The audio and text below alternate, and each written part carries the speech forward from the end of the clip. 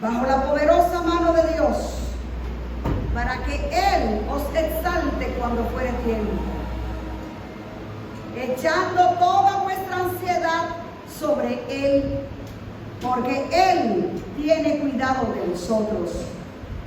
Sed sobrios y velad, porque vuestro adversario, el diablo, como león rugiente, anda alrededor buscando a quien devorar, al cual resistid firmes en la fe, sabiendo que los mismos padecimientos se van cumpliendo en vuestros hermanos en todo el mundo.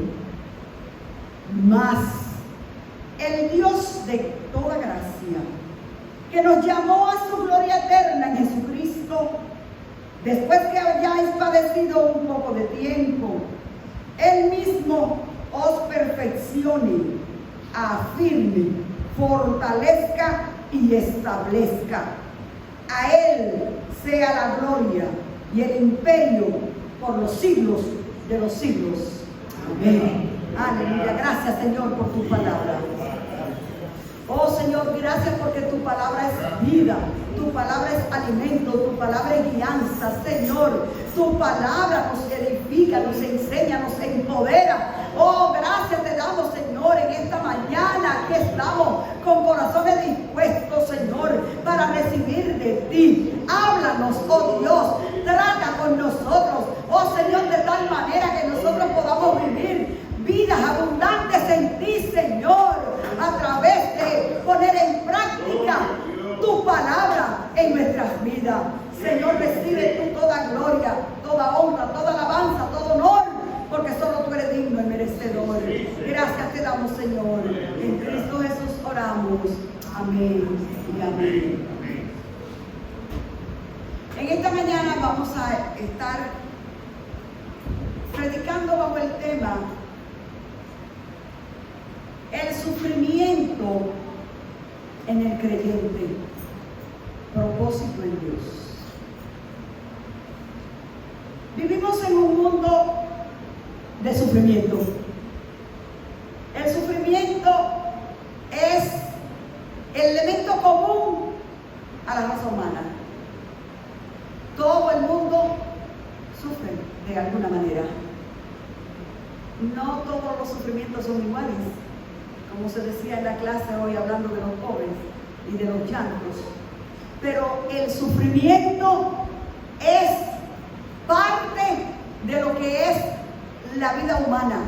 Después que el ser humano fue creado por Dios, no fue creado para sufrir. Dios no creó al hombre para que tuviera una vida de sufrimiento. El sufrimiento llegó al ser humano como consecuencia de la desobediencia del hombre. La desobediencia acarreó sufrimiento al ser humano. Pero cuando nosotros hablamos del sufrimiento del creyente, estamos hablando de un sufrimiento desde una perspectiva diferente a lo que es el sufrimiento del mundo. Cómo el mundo sufre. Y a veces nosotros nos pensamos, después que tenemos a Cristo, yo no tengo que sufrir lo que sufre la gente de afuera.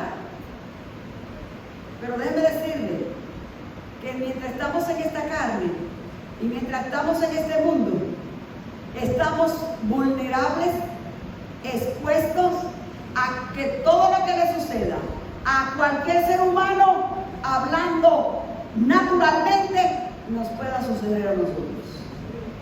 Nosotros nos enfermamos, nosotros tenemos crisis de salud, nosotros tenemos situaciones familiares, nosotros enfrentamos crisis económica, nosotros tenemos diferentes situaciones que son normales a la raza humana. Tanto así que Jesús, cuando oró en su intercesión, le dijo al Padre: Padre, yo no te pido que los quites del mundo.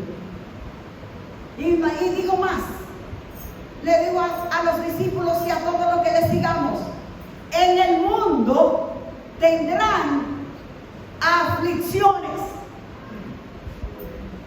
O sea que la sentencia dada es aflicciones. Y no digo aflicción, aflicciones. Y a veces las aflicciones y el sufrimiento vienen como en caravana, como que se ponen de acuerdo y vienen llegando en caravana, una detrás de la otra. Pero ¿cómo nosotros abordamos el sufrimiento como creyentes? ¿Cuál es el propósito que tenemos cuando estamos expuestos, cuando estamos pasando por un valle de sufrimiento en nuestras vidas? El apóstol Pedro escribe esta carta porque él la escribe para los hermanos de la iglesia primitiva que habían sido dispersos por la persecución. Ustedes saben que el Evangelio de Jesucristo, el cristianismo, comenzó en Jerusalén. Cristo predicó el Evangelio del reino a los judíos.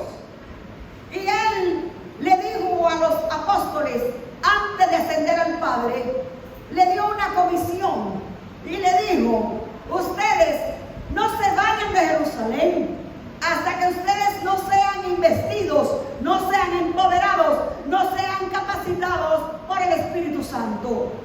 Una vez que eso suceda, ustedes me van a ser testigos, no solamente en Jerusalén, sino en Judea, en Samaria y hasta lo último de la tierra.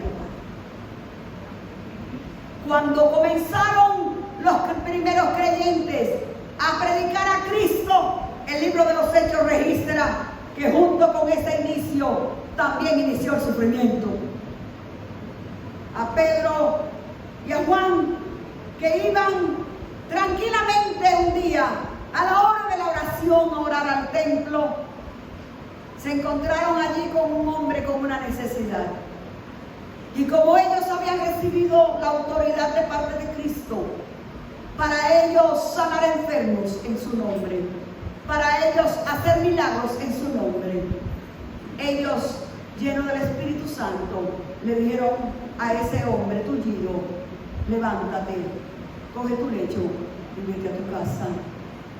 En lugar de eso provocar mucho reconocimiento a los apóstoles, de eso traer mucha alabanza y muchas palmadas, lo que trajo fue un desencadenamiento de hostigación. Fueron hostigados, fueron llevados al concilio.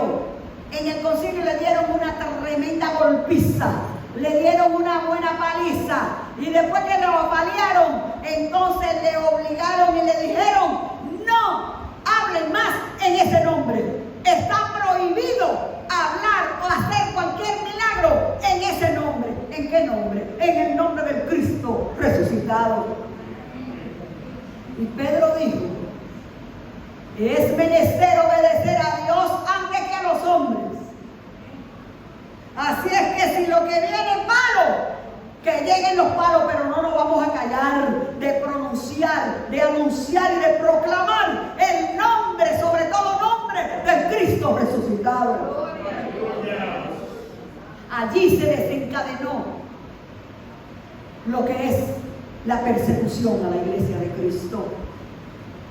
Y el libro de los Hechos registra a uno de los discípulos que no era ni siquiera un apóstol, era un diácono de la iglesia, era un miembro laico de la iglesia, pero dice la palabra que era lleno del Espíritu Santo. Esteban proclamaba a Cristo y provocó tal disgusto y tal medida de ensañamiento contra el Evangelio de Jesucristo, que fue el primer mártir, porque lo mataron a pedradas, porque él proclamaba al Cristo resucitado.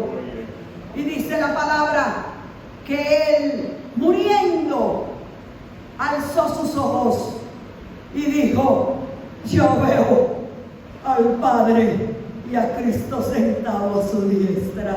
Y dijo: Padre, perdónalos, porque ellos no saben lo que están haciendo. Porque entendió el verdadero propósito del sufrimiento del creyente. Pedro escribe esta carta porque muchos de los hermanos habían sido esparcidos. Y él dice que esa carta él la escribe a los que están en la dispersión. Y muchos tuvieron que irse al Ponto, en el capítulo 1, verso 1, a Galacia, a Capadocia, a Asia, a Bitinia. Fueron esparcidos. Y estos hermanos estaban en un estado de desánimo. Se sentían en aflicción. Se sentían que la duda le amenazaba. ¿Realmente valdrá la pena? Realmente a esto fue que nos llamó el Señor. Estaban desesperanzados. Y es cuando el apóstol escribe esta carta de esperanza. En la carta donde él en el primer capítulo le dice a los hermanos: bendito sea el Dios y Padre de nuestro Señor Jesucristo, que según su grande misericordia nos hizo renacer para una esperanza viva. Hay una esperanza en el creyente, aún en medio del sufrimiento. Cuando el creyente enfrenta el sufrimiento, no lo enfrenta desesperanzado. No tiene el mismo clamor del que no tiene a Cristo. No tiene la misma perspectiva de fracaso. No es el que dice: hasta aquí llegué, de esta no salgo yo. Esto a mí que más cosas me pasan. Yo tengo una mala suerte y es eso. No. Entendemos que según la grande misericordia de Dios fuimos escogidos para tener una esperanza viva. Y en estos versos que hemos leído, el apóstol, hablando con estos hermanos y hoy con nosotros, en primer lugar él dice: el sufrimiento y la prueba tiene un objetivo muy alto ante los ojos de Dios. Él dice en el capítulo 1 que así como el oro, aunque es perecedero, se prueba con fuego. Usted sabía que el oro, para purificarlo, lo meten en un horno a 2000 grados Fahrenheit. 2000 grados Fahrenheit, lo meten el oro ahí, porque a ese nivel de calor es que se le desprenden todas las impurezas que se adhieren al metal mientras está en el seno de la tierra. Y él dice: si el oro que perece es probado por fuego, vuestra fe debe de ser probada también por fuego. De la única manera que el creyente puede probar su fe de dependencia, de esperanza y de confianza en el Señor es a través del fuego de la prueba. El creyente que no es probado no sabe de qué tamaño es su fe. El creyente que todo le sonríe y que todo le sale bien, realmente no sabe si confía o no confía. Y una muestra de eso tenemos con los apóstoles. Ustedes saben que los apóstoles conocían a Jesús, sabían quién era Él.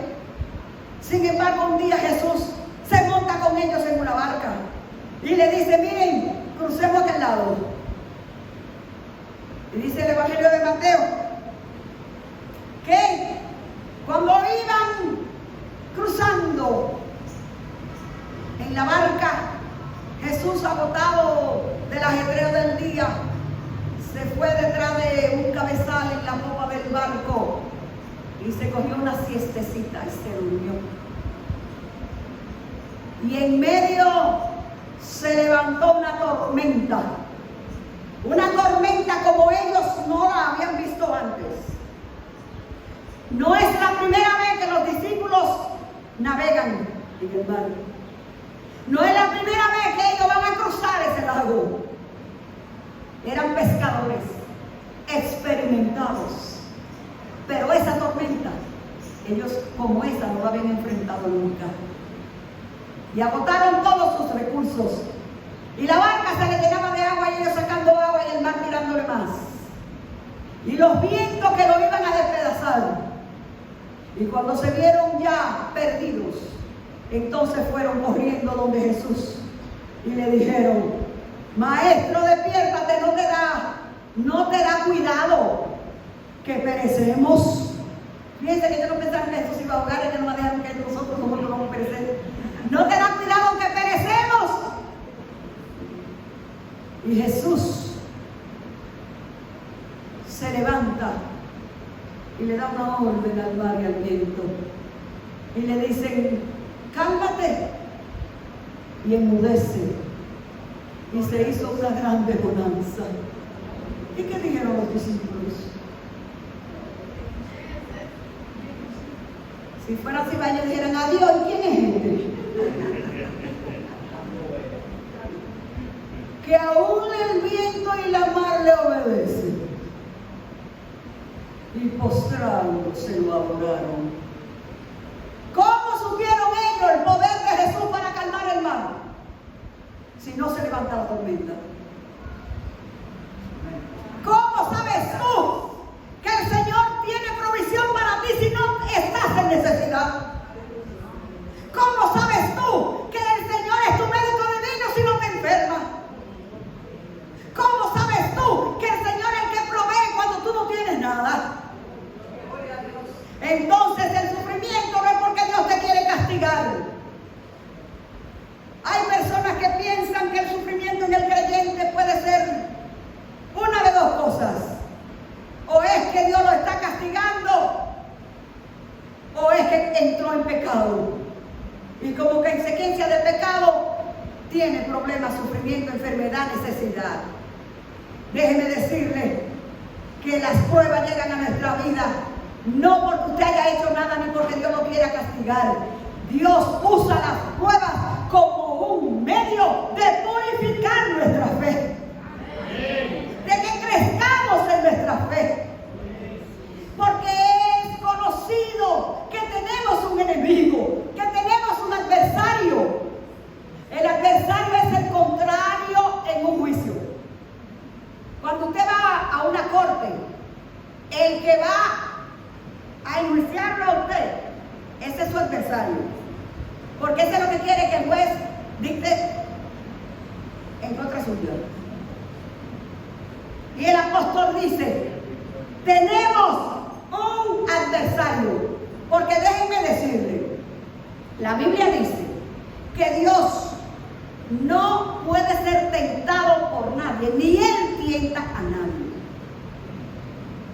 Las tentaciones que llegan a nuestra vida vienen por Satanás, nuestro adversario, con la intención de destruirnos y de alejarnos de Dios. Ese es el propósito de la tentación.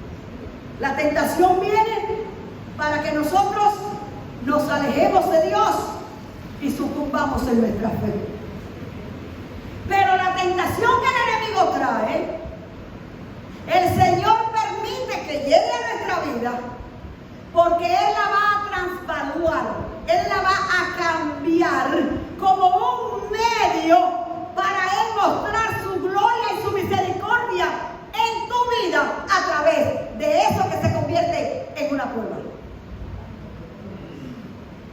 Cuando llega una prueba a tu vida, es porque el Señor quiere glorificar su nombre en tu vida.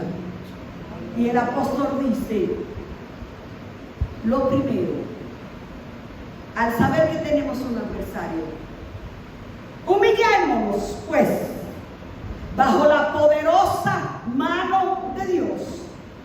Y cuando nos humillamos delante de Él, ¿y cómo nos humillamos delante del Señor? Entendiendo que no depende de nosotros, que no depende de nuestros recursos, que no depende de nuestras habilidades, que no depende de nuestras fuerzas.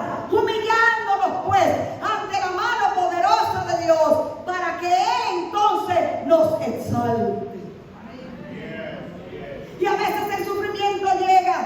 porque tú eres menospreciado o menospreciada, porque tú eres atormentado o atormentada, porque tú eres insultado o insultada, porque tú eres despreciado o despreciada.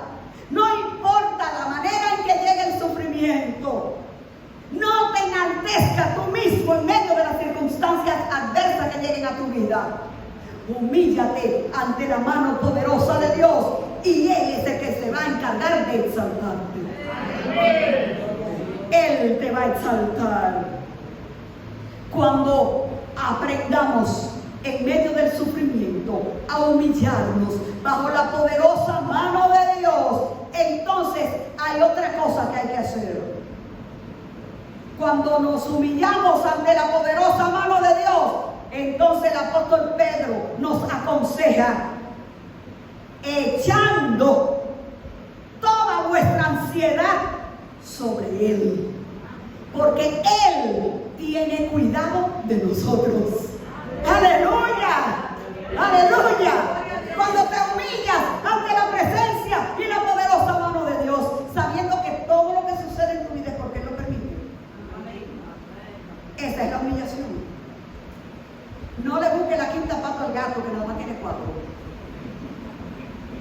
Y a veces uno en medio de la prueba anda buscando razones. Y hay una expresión que la gente usa mucho y es: ¿por qué? ¿Y por qué a mí? ¿Y por qué me pasa esto? ¿Y por qué? ¿Y por qué? El creyente no pregunta por qué. Los por qué sobran.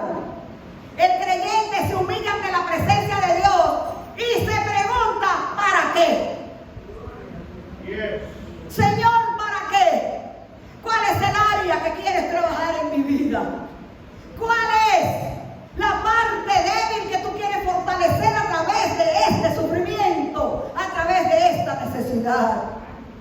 Aprendamos a depositar sobre Él todas nuestras ansiedades, porque Él tiene cuidado de nosotros. El Señor no se olvida de ti cuando estás sufriendo. El Señor no se va de vacaciones cuando tú tienes una enfermedad o tienes un problema. El Señor está presente ahí y te dice: ven a mí, hija mía, hijo mío, y deposita en mis manos tu ansiedad. Lo que te da ansiedad, tráemelo a mí. Que tú eres mi niña, mi niño amado. Dice Jehová en el libro de Isaías: porque yo te tengo esculpido en el hueco de mi mano. Y el que te toca a ti, toca a la niña de mi ojo, dice Dios. Él tiene cuidado de nosotros. Pero nos hace un llamado a ser sobrios. ¿Qué es la sobriedad?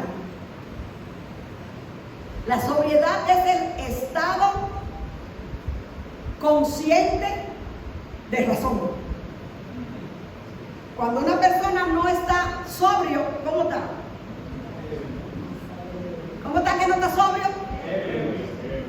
Y cuando está ebrio, ¿cómo funciona? No sabe de él. Muchas veces, como creyentes, nos dejamos embriagar de las circunstancias y vemos las cosas distorsionadas. Y el apóstol nos dice: sed sobrio. Estás con la mente clara, estás alerta, dice: sed sobrios y velad. ¿Por qué? Porque vuestro adversario, el diablo, anda alrededor. ¿Cómo qué? Como león rugiente, buscando qué, a quien devorar. Entonces, como estamos confiados en el Señor, no por eso vamos a vivir una vida descuidada.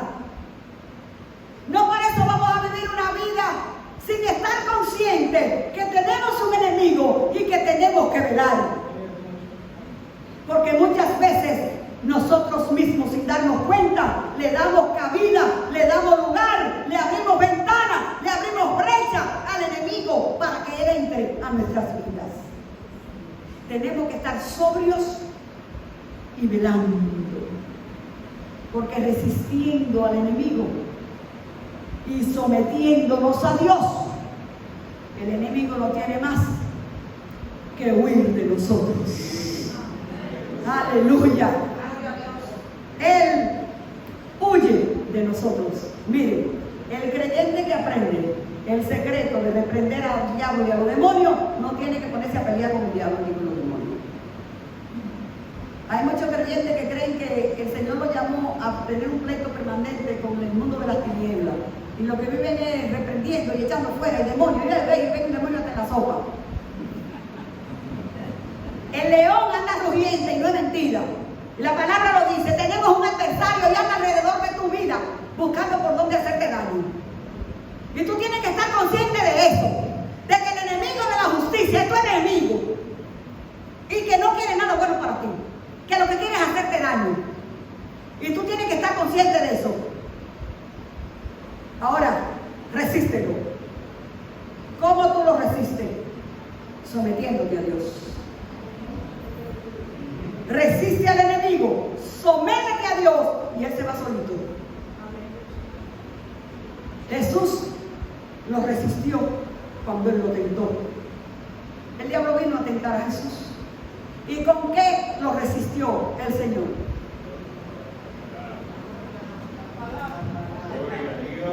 Aleluya. Mire, no es que usted lo va a resistir con su pecho o con su fuerza o con su habilidad. Ven, diablo, que te resisto. No. Resístalo. Sométase a Dios y él se va solito. Y él huye de nosotros. Aleluya. Aleluya. Oh, gloria a Dios. Y el verso 9 dice aquí algo que uno no quisiera que fuera así, pero así es. Porque dice el apóstol, cuando nosotros nos resistimos firmes en la fe, sabiendo una cosa,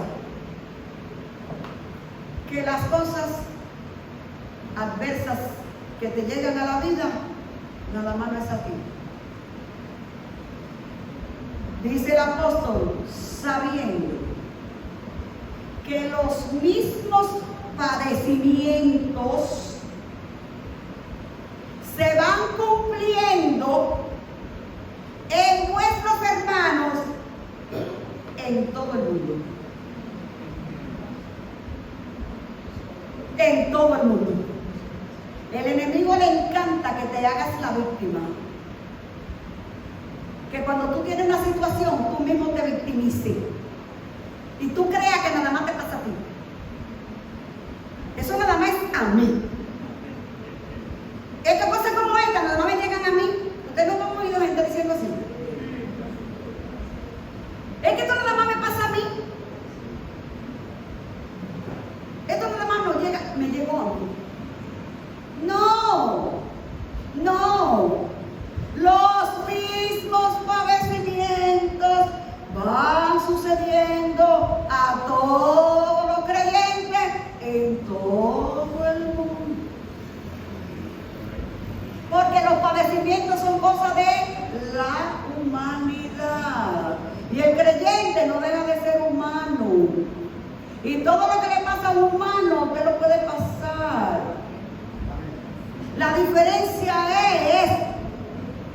diferencia está en que cuando usted tiene padecimientos, cuando usted tiene sufrimientos, hay un propósito eterno en Dios en medio del sufrimiento. Por eso era que el apóstol Pablo, cuando le daban latigazos en Filipos, cuando lo metieron en el calabozo más adentro de la cárcel, a él con su compañero Silas le dieron una golpiza. Ustedes saben que los romanos tenían una manera de castigo. Ellos tenían un látigo Y ese látigo tenía ramificaciones. Era un látigo con mucho fleco, ¿verdad? Y en cada punta tenía un pedacito de metal. Por eso en la ley decía que a ningún reo se le podía dar 40 latigazos. Tenía que ser 40 menos 1. El máximo del castigo tenía que ser 39 latigazos, porque no había ningún ser humano que aguantara 40 y se quedara vivo. Y a Pablo le dieron tremenda paliza y así. Pero cuando estaban allá en el calabozo a medianoche, déjenme decirles que Pablo y Silas estaban presos en la misma cárcel donde estaban todos los otros presos. No había una cárcel nada más para ellos. Estaban presos junto con todos los otros presos. Y nada más nos dieron fuetazo a ellos, porque a todos que llegaban presos le daban su propia. A todito le dieron. Toditos estaban en seco. Toditos estaban en cadena. ¿Cuál era la diferencia entre Pablo y Silas y los otros presos que estaban ahí? Que a medianoche ellos cantaban himnos y alababan a Dios en medio de la golpiza que le habían dado. Y dice la palabra que los presos los oían. Aleluya. Cuando tú estás pasando por una prueba, cuando estás siendo lastigado por la prueba, ¿qué oyen los otros presos que están pasando lo mismo que tú estás pasando? ¿Qué es lo que están oyendo? Los otros que están enfermos, igual que como tú estás enfermo. ¿Qué tú dices tú? Aleluya. ¿Qué es lo que tú dices cuando tú tienes un problema que te botaron del trabajo y tú no tienes trabajo y te encuentras con uno que tampoco tiene? ¿Qué es lo que tú oyes? ¿Qué oye ese que tú estás diciendo? Porque cuando ellos comenzaron a adorar a Dios en medio del sufrimiento, eso provocó un terremoto, el terremoto más extraño que ha pasado encima de la tierra, porque nada más fue para romper las cadenas y para abrir las puertas de la cárcel. Y cuando la puerta se abrió y las cadenas se le cayeron a todos presos, Pablo tuvo la autoridad, siendo un preso más, de decirle a los otros presos: de aquí no se va nadie.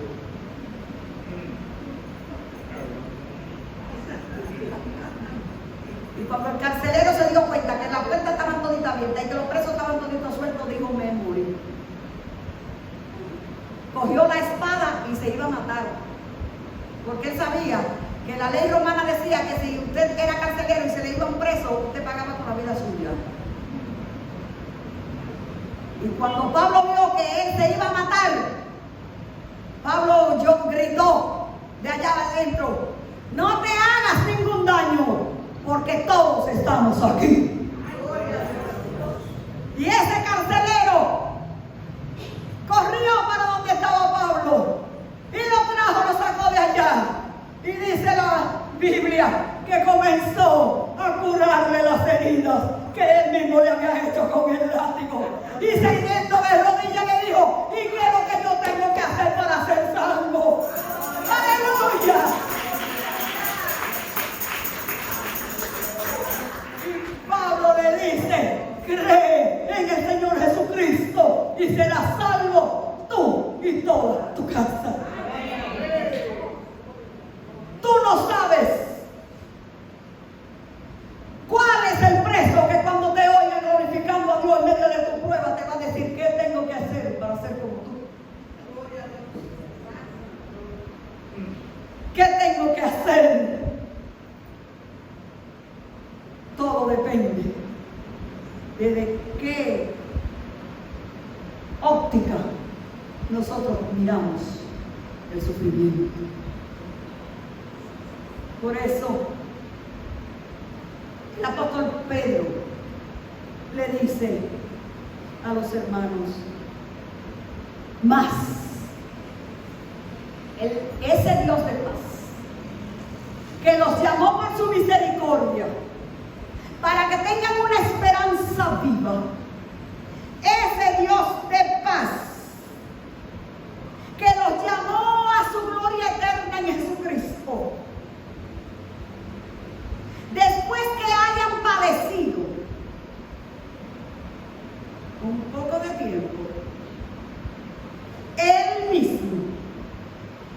va a perfeccionar. Él mismo lo va a afirmar, a fortalecer y a establecer en Cristo. Aleluya. Mas el Dios de toda gracia, Él, en medio de la prueba, de la dificultad y del sufrimiento, Él es el que te perfecciona. Somos perfeccionados por medio del sufrimiento. Somos perfeccionados. Dios utiliza el sufrimiento para perfeccionar la vida del creyente. Es perfeccionar. Esto significa adecuar, unir, restaurar, ajustar, colocar todas las piezas juntas en una relación y conexión correctas. Eso es lo que quiere decir perfeccionar. Y a veces en nuestra vida estamos chuecos y tenemos las piezas cada una para una esquina, y en medio de la prueba el Señor nos perfecciona.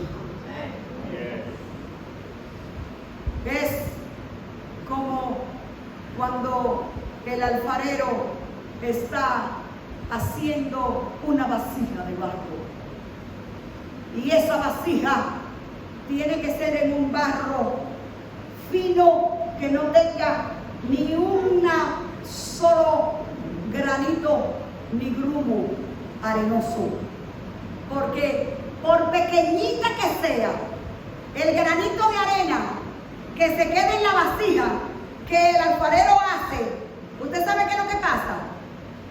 Que cuando la mete al horno para endurecerla, esa piedrecita chiquitita le hace presión a la vasija y la abre. La hace una grieta. Entonces, el alfarero tiene que, por eso usted ve que cuando están haciendo, no sé cuánto han visto haciendo vasijas de barro, tiene que, eso es sobando, amasando. Eso es que, chequeando que no hay nada, ninguna aspereza, porque esa vasija tiene que ser perfecta. Usted y yo somos vasijas escogidas por Dios para ser morada suya, donde el Espíritu Santo ha sido depositado. Él nos perfecciona. Cada día somos perfeccionados. Y la manera de perfeccionarnos es a través de las pruebas, a través de las dificultades, a través de las situaciones difíciles, es que vamos siendo perfeccionados en Cristo. Él nos perfecciona, Él nos afirma. El Señor no quiere creyente ambivalente, creyente que hoy creo y mañana no sé, que hoy soy y mañana no sé si soy. Él quiere que estemos firmes, estables, inmovibles, en una fe trabajada con fuego que no se mueve, que no importa de qué tamaño venga la prueba, usted se mantiene firme, porque su fe está basada en Cristo, que es nuestra roca inconmovible. Por eso, mis amadas y mis amados, ese Dios de paz nos perfecciona, nos afirma. Él nos afirma. Él también nos fortalece cuando se te acaban las fuerzas, cuando ya no puedes más, cuando crees que la prueba te va a desbaratar, cuando crees que ya te caíste muerto. Él es experto multiplicando donde no hay. Y Él dice en Isaías 40, porque Él multiplica la fuerza del que no tiene ninguna. ¡Aleluya! Los jóvenes se fatigan y se cansan, pero los que confían en Jehová tomarán nuevas fuerzas, levantarán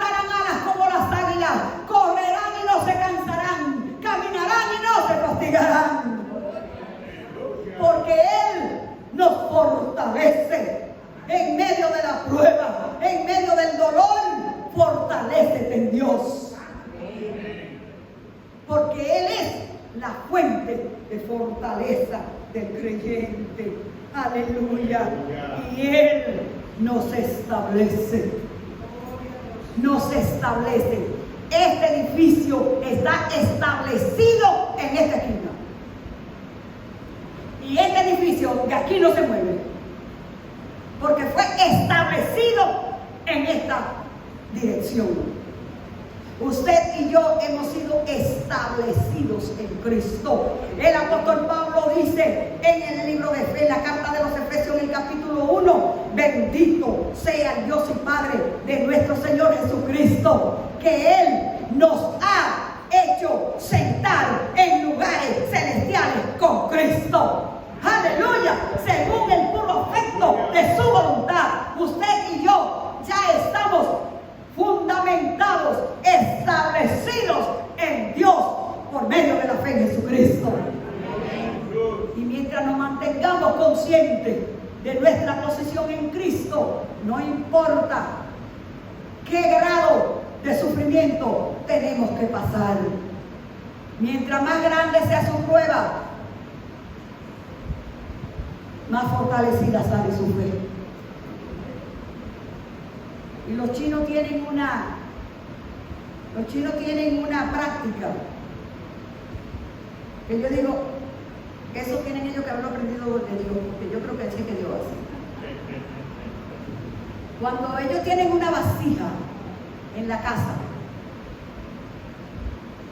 de barro y se le hace una grieta, esa grieta ellos la rellenan con oro. Porque dicen, te rompiste, pero te voy a poner a que valga más.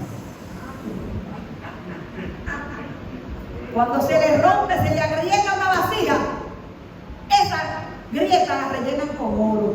Aleluya. Usted vasija de barro, pero mire, cada vez que usted pasa una prueba, Dios le rellena el pedazo con oro.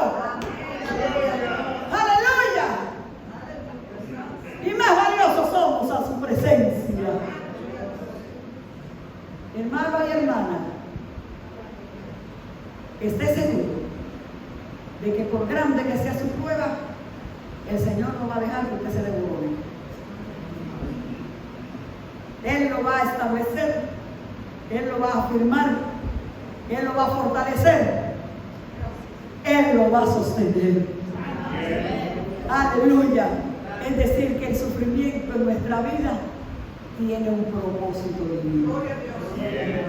Vamos sobre nuestros pies y demos gracias al Señor. Aleluya. Oh, gloria a Dios. Aleluya. Hay un corito que es un dinosaurio, porque lo cantaban cuando yo estaba chiquita. Y dice, cuando en pruebas estoy, Cristo se engrandece en mí. Cuando en pruebas estoy, Cristo se engrandece en mí. Gracias por las pruebas, gracias por las pruebas, porque si las venzo, Cristo se engrandece en mí. Gracias por las pruebas, gracias por las pruebas, porque si las llevo, Cristo se engrandece en mí. ¡Aleluya! ¡Oh, gloria a Dios! Cuando las pruebas lleguen, Cristo se engrandece. Aleluya, demos gracias, dele gracias al Señor. Gracias, Jesús. Gracias porque tú nos enseñas en tu palabra cómo nosotros podemos enfrentar las pruebas, cómo enfrentar el sufrimiento, cómo